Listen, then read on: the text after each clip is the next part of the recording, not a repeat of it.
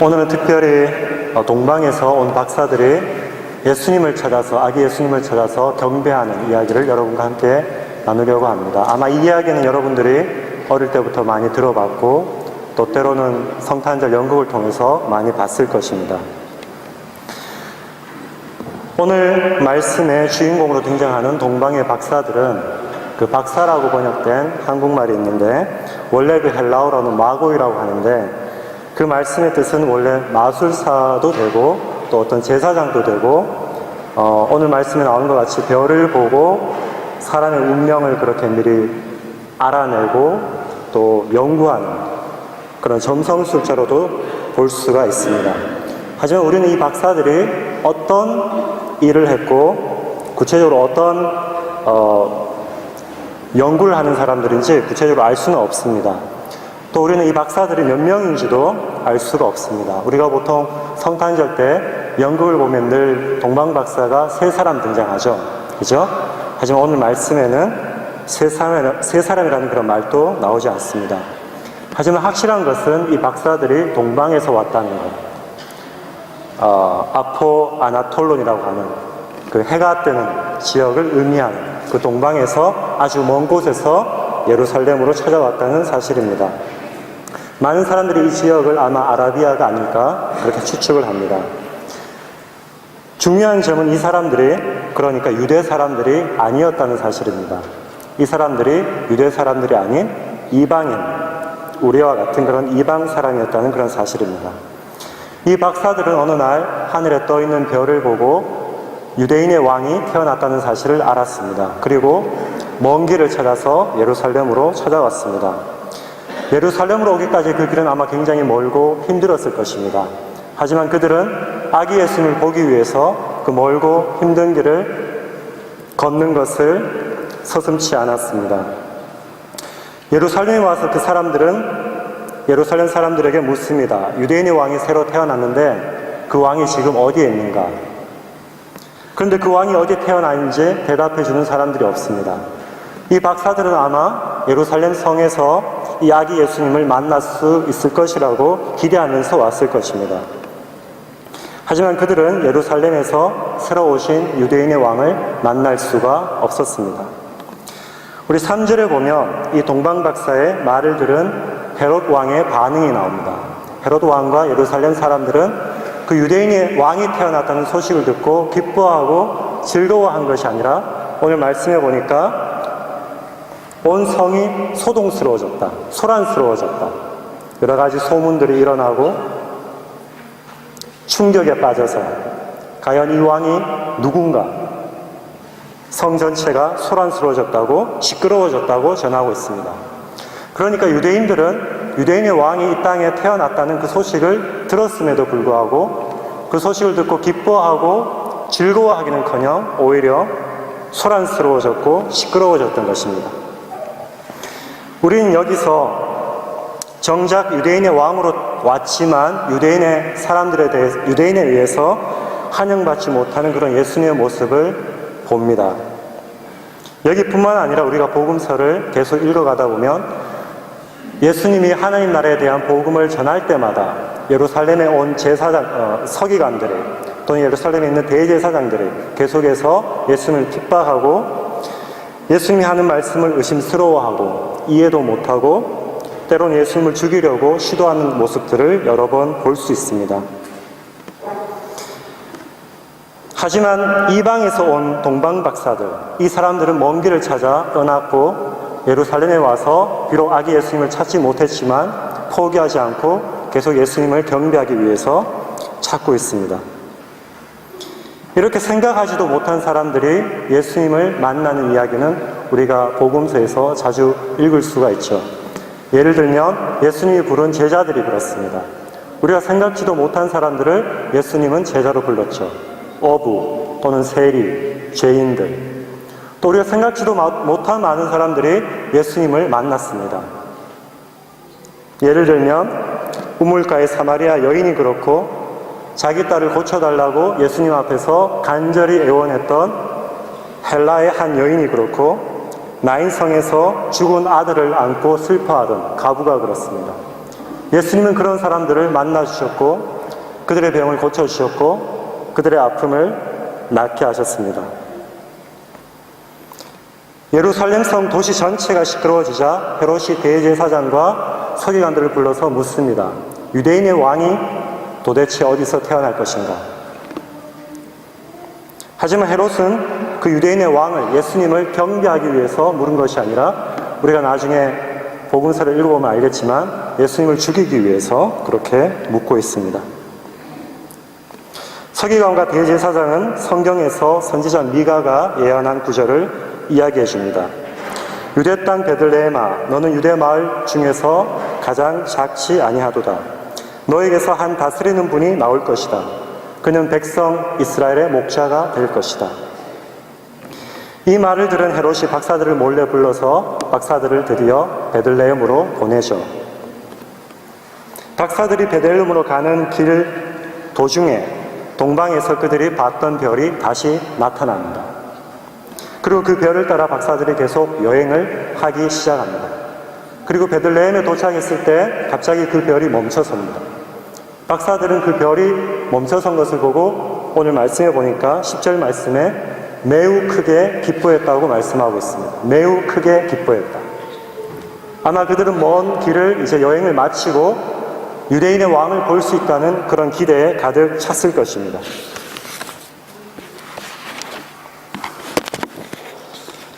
동방에서 온 박사들은 베들레헴의 한 집에 들어가서 예수님과 그 어머니 마리아를 뵙고 그들이 미리 준비했던 보배합을 열어서 황금과 유황과 모략을 드리고 경배했다고 오늘 말씀은 전해주고 있습니다. 그러니까 왕이 합당한 그런 경배를 드린 것이죠. 무릎을 꿇고 가장 귀한 것으로 예수님께 경배를 드렸습니다.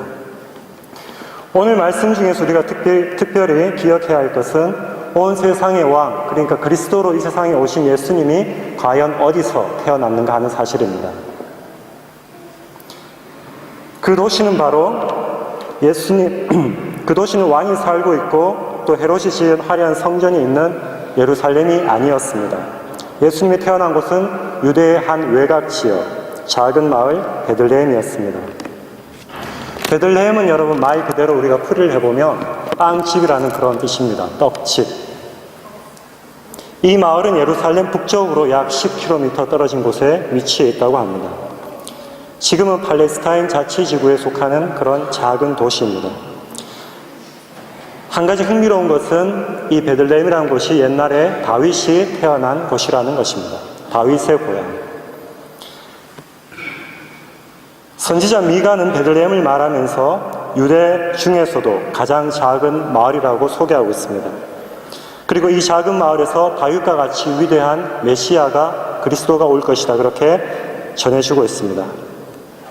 그렇기 때문에 이제 이 베들레헴은 유대 땅의 가장 작은 마을 이 베들레헴은 더 이상 작은 마을이 아니다 그렇게 선지자 미가는 말씀해주고 있습니다. 여러분 이 베들레헴에서도 예수님이 태어난 곳이 여러분 어디죠? 우리 여기에 아동부 친구들 또 중고등부 친구들 같이 예배를 드리는데 예수님이 태어난 곳이 여러분 어디예요?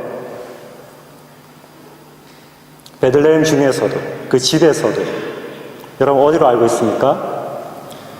우리 누가복음 2장에 의하면 예수님이 태어난 곳은 베들레헴 그 가운데 있는 어느 한 집에 구유라고 그렇게 전해주고 있습니다. 그러니까 짐승들이 먹이를 먹는 그 구유에서 예수님이 태어나셨다. 왜 예수님께서 가장 작은 마을 베들레헴에 그것도 그 가장 작은 마을 중에서도 짐승들이 먹는 그 먹이통 안에서 태어났었을까? 왜 예수님이 이 세상에서 가장 처음 살을 맞대고 누운 장소가 마을 구유였을까? 그것에 대해서 우리는 생각해 볼 필요가 있습니다. 우리가 예수님의 이야기를 복음서를 따라 계속 읽다가 보면 예수님의 이런 초라한 모습, 이런 외곽진 베들레헴에서 태어난 이런 예수님의 탄생 이야기, 그리고 예수님의 이런 작은 모습들, 그런 모습들이 그냥 탄생으로 예수님이 태어나는 이야기로 끝나는 것이 아님을 알 수가 있습니다. 예수님의 이런 탄생의 이야기는 예수님이 늘 계셨던 곳을 미리 보여주는 시작일 뿐입니다. 여러분들이 기억하는 예수님이 있었던 곳은 여러분 어디입니까? 예루살렘이 예수님이 태어나서 자라서 나중에 다니셨던 그런 장소들이, 여러분이 기억하는 장소들이 과연 어디입니까? 마태복음 4장에는 예수님께서 공생애를 시작하면서 시험을 받으신 이야기가 나옵니다. 그 시험의 장소는 여러분들이 잘 아는 대로 광야였죠. 광야에서 먹을 것이 없이 40일 동안 굶주리셨다고 합니다. 광야에서 시험을 받으신 후에 예수님은 마태복음 4장 12절에 의하면 갈릴리 지방, 나사렛 지방, 스불론 지방, 그리고 납달리 지방으로 가셨다고 합니다. 특히 나사렛은 예수님의 고향이라고 자주 성경에서 언급되는 부분입니다. 이 지역들은 잘은 몰라도 아마 예루살렘 같은 큰 도시는 아니었을 것입니다. 그리고 많은 사람들이 좋게 여기는, 또 많은 사람들이 가서 살고 싶어하는 그런 도시가 아니었을 것입니다. 요한복음 1장 46절에 보면 예수님을 만난 빌립이 나다니엘에게 가서 전도하는 이야기가 나옵니다. 우리가 드디어 예수님을 만났다. 예수님을 한번 와서, 네가 한번 직접 와서 봐라. 그렇게 얘기를 하자 나다나엘이 이렇게 대답을 합니다. 예수님이 나사렛에서 왔다는데 나사렛에서 무슨 선한 것이 나겠느냐? 나사렛에서 무슨 좋은 것이 나겠느냐? 그렇게 나다나엘이 이야기를 했다고 해요. 그러니까 나사렛은 결코 사람들에게 좋은 평가를 받은 그런 지역이 아니었습니다. 또 마태복음 4장 15절에는 스불론 납달리 땅에 대한 설명이 나오는데 스불론 납달리 땅을 이렇게 이야기합니다. 어두운 곳, 그늘진 곳, 죽음의 땅이다. 그곳에 빛이 비치었다. 예수님을 통해서 그 어두운 땅에 살고 있는 사람들에게 빛이 비쳤다는 그런 말씀이죠. 오늘날 우리 시대에, 특별히 베를린 지역에 과연 나사렛 또는 스불론 또는 납달리 같은 지역을 찾는다면 여러분 어디가 될 것 같아요? 베를린의 어떤 지역을 우리가 나사렛과 같은 곳이라고, 또는 스불론과 같은 곳이라고, 또는 납달리와 같은 곳이라고 얘기를 할 수 있겠습니까? 어디를 보통 사람들이 좋지 않게 평가를 합니까?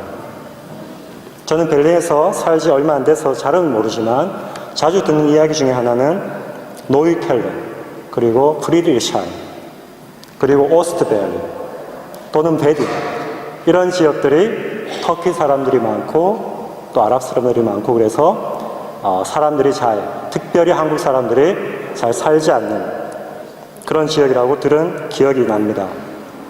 왜 그런 지역이 우리가 가기 싫어합니까? 우리가 아는 대로 많이 위험하다, 또는 혹은 노이켈른에 가면 어떤 약을 살 수 있는, 또는 많은 술을 마시는 그런 폭력을 일삼는 그런 사람들이 많은 지역으로 이렇게 우리가 흔히 알고 있기 때문에 그런 지역에 가기를 싫어하죠. 제가 몇 해 전에 베를린 영화 축제가 있을 때 짧은 다큐멘터리 영화를 본 그런 기억이 납니다. 그 영화는 베를린의 여러 가지 지역을 다루는 그런 영화였습니다. 그 지역 중에서도 노이켈른과 프리드리샤인, 그쪽 지역을 다루는 영화였습니다. 그쪽 지역에 사는 사람들을 인터뷰하고 그 지역의 삶이 어떤지 보여주는 그런 영화였습니다. 그 영화 중에 기억에 남는 장면이 그 영화 감독이 터키 한 여학생을 인터뷰를 했는데, 노이켈른에 살고 있는 터키 여학생을 인터뷰를 했는데, 그 터키 여학생이 이렇게 얘기하는 걸 들었습니다. 노이켈른이 옛날보다 많이 변했습니다. 이제 더 이상 위험하지도 않고, 더 이상 약을 파는 사람들도 제 눈에는 볼 수가 없고, 제 친구들도 더 이상 싸우지 않고 정말 평화로운 좋은 곳이 되었다고, 많이 바뀌었다고 얘기를 하는 것을 들었습니다. 그리고 나서 영화 감독이 그럼 당신이 만약 나중에 아기가 태어난다면, 자녀가 태어난다면 계속 노이켈른에 살겠습니까? 그렇게 물어봤어요. 그러자 그 터키 여학생이 이렇게 얘기하는 거예요. 저는 아기가 태어난다면 여기서 살지 않겠습니다. 다른 지역에 가서 살고 싶다고 얘기하는 그런 기억이 납니다. 여러분, 이 이야기가 무엇을 뜻합니까? 여러분들이 지금 자녀들이 있는 분들도 있고 또 앞으로 결혼을 해서 자녀들을 키운 분들도 계실 텐데 베를린에서 계속 살게 된다면 과연 여러분 자녀들을 어디서 키우고 싶습니까?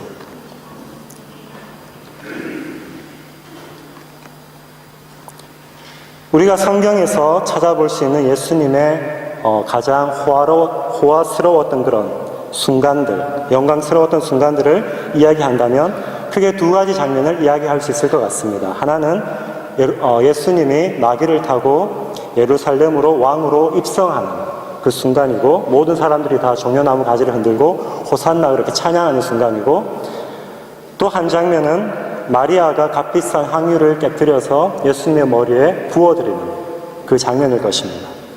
하지만 이 두 장면은 모두 굉장히 짧은 그런 순간들이었고 또 우리 복음서가 우리에게 얘기하는 대로 예수님의 십자가의 죽음을 준비하는 그런 시간들이었습니다.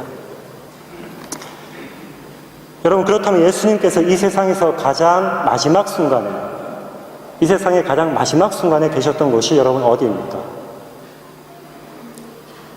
가장 마지막 순간에 예수님이 계셨던 곳. 복음서 기자들에 의하면 그곳은 골고다 언덕이라고 말씀하고 있습니다. 골고다 언덕은 우리가 풀이를 하면 그 뜻은 해골입니다. 해골의 언덕. 우리가 더 쉽게 얘기를 하면 바로 죽음의 언덕이었습니다. 예수님은 그 죽음의 언덕에서 이 세상의 모든 사람들의 죄를 지고 십자가에 죽으심으로 세상에 새로운 생명의 길을 우리에게 열어주셨습니다. 그리고 죄와 죽음으로부터 자유와 또 평강의 길을 우리에게 가르쳐 주셨습니다. 우리는 지금 아드벤트 시간을 맞아서 모두 예수님을 기다리고 있습니다. 그리고 예수님이 이 땅에 오시면 경배하겠다고 그렇게 마음을 먹고 기도하면서 기다리고 있습니다. 많은 사람들이 이 시간이 되면 특별히 신앙이 없는 많은 사람들 또는 신앙이 있어도 그냥 문화를 따라서 니콜라우스가 자기가 좋아하는 또 자기가 바라는 무엇인가를 자신이 있는 곳에 찾아와서 가져다 주기를 바랍니다. 신발이나 크고 좋은 양말을 걸어 놓고 선물을 주기를 많은 아이들이 또한 기다립니다. 니콜라우스 탁이 토요일에는 독일에서는 지난주 토요일이었죠. 그래서 이미 지나갔지만 한국에서는 24일에 산타 할아버지가 와서 아이들에게 선물을 주는 그런 날로 그런 문화를 우리도 지키고 있습니다. 여기서 한 가지 질문이 떠오릅니다. 그렇게 우리가 있는 곳에 가만히 있으면 니콜라우스처럼 예수님도 우리가 있는 곳에 과연 찾아오실까? 아니면 우리가 예수님이 태어나신 곳에 우리가 찾아가서 경배를 드려야 되는 것인가? 우리가 가야 한다면 과연 어디로 가야 하는 것인가? 우리에게도 과연 별이 나타나서 예수님이 계신 곳을 가르쳐 줄 것인가? 우리는 이미 성경 말씀을 통해서 옛날의 대제사장과 서기관들처럼 예수님이 태어날 곳을 이미 잘 알고 있습니다. 또 예수님이 계신 곳이 어떤 곳인지 우리는 이미 잘 알고 있습니다. 예수님이 계셨던 곳은 바로 작은 베들레헴, 그리고 별 선한 것이 좋은 것이 나올 것이 없다고 사람들이 말하던 나사렛, 그리고 어둠의 땅, 그늘진 땅이라고 불리던 스불론, 또 납달리, 또 가난하고 병든 사람들이 모여들던 산과 평지 또는 갈릴리 바닷가였습니다. 예수님은 외로움과 고난 그리고 억압과 차별로 고통받는 사람들이 있는 곳에 바로 그곳에 예수님은 계셨습니다. 우리는 이 사실을 너무나 잘 알고 있습니다. 하지만 우리는 예수님이 계셨던 그곳을 똑같이 따라서 그렇게 살 수는 없습니다. 예를 들어서 우리가 태어난 곳은 이미 예수님이 태어난 그런 환경과 너무나 다릅니다. 아마 우리 가운데 말 구유에서 태어난 사람은 아무도 없을 거예요. 그죠? 거의 다 병원, 산모실 아니면 개인 병원 아니면 가정집에서 태어났을 것입니다. 아마 이 가운데는 샤리테에서 태어나신 분들도 있을 것입니다. 그만큼 우리가 태어난 탄생의 순간부터 예수님과는 너무나 다른 길을 우리는 걷고 있습니다. 또 죽음의 순간도 예수님이 아까 우리가 말씀에서 보았듯이 십자가에서 예수님이 죽으신 그 죽음의 장소를 우리가 똑같이 따라할 수는 없습니다. 하지만 우리가 가는 길이 또는 우리가 있는 곳이 또는 우리가 예수님이 계신다고 믿는 곳이 정말 예수님께서 태어나셨고 또 정말 예수님이 늘 계셨던 곳과 얼마나 가까운지 우리는 늘 물어봐야 할 것입니다. 여러분 각자의 마음속에 또 삶 가운데 또 여러분의 가정에 아드벤트 기간을 맞아서 예수님이 주시는 기쁨과 또 소망과 또 평강이 함께하길 원합니다. 기도하겠습니다. 사랑의 하나님 아버지, 오늘 대강절 세 번째 주를 맞아 예수님께서 태어나신 베들레헴에 대한 말씀을 나누었습니다. 예수님께서 우리에게 하나님의 사랑과 영원한 생명을 주시기 위해서 계셨던 곳을 생각해 보았습니다. 삶의 처음부터 세상의 변두리에서 또 낮은 곳에 계셨던 예수님의 모습과 또 예수님께서 그 이후에 걸어가셨던 길을 생각해 보았습니다. 저희들이 있는 곳, 또 저희들이 가고 싶어하는 곳이 예수님께서 계셨던 곳, 또 예수님께서 가셨던 길과 너무나 멀리 떨어져 있음을 알고 우리의 삶을 되돌아봅니다. 예수님께서 저희 모두를 불쌍히 여기셔서 저희들 모두가 예수님께서 계셨던 곳을 잊지 않고 또 그런 곳을 찾아가면서 살 수 있도록 도와주시길 원합니다. 또한 예수님께서 하셨던 것처럼 하나님의 나라의 소망과 평강을 그곳에 나누는 삶을 살게 하여 주시옵소서. 우리 주 예수 그리스도의 이름으로 간절히 기도드립니다.